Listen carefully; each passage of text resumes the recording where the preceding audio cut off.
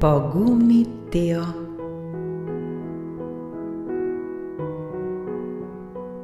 V majhnem mestu je živel deček po imenu Teo.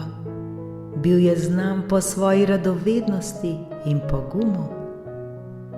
Nekega dne je Teo na poti domov opazil, da je nekdo izgubil dragocen prstan.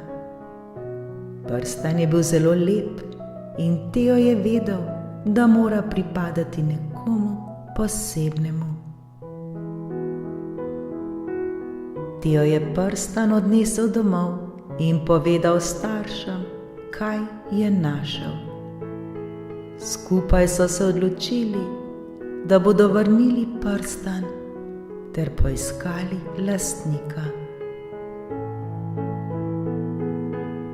Naslednji dan so objavili obvestilo v lokalnem časopisu in na oglasni deski v mestu. Čez nekaj dni je Teo prejel klic od gospe, ki je opisala prstan do najmanjše podrobnosti. Gospa je bila zelo hvaležna in je prišla po svoj prstan. Povedala je, da je prstan družinska dediščina in ima zanjo veliko čustveno vrednost.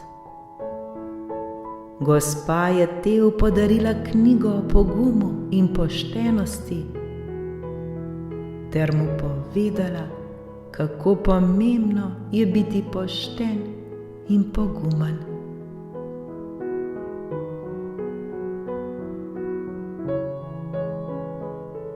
Dragi otroci, vedno bodite pogumni in pošteni. Če najdete nekaj, kar ni vaše, poskusite najti lastnika in mu to vrniti. Poštenost in pogum sta vrednoti, ki vam bosta prinesli veliko sreče, spoštovanja, zaupanja in zadovoljstva. Zaradi vaše poštenosti vas bodo spoštovali ter cenili.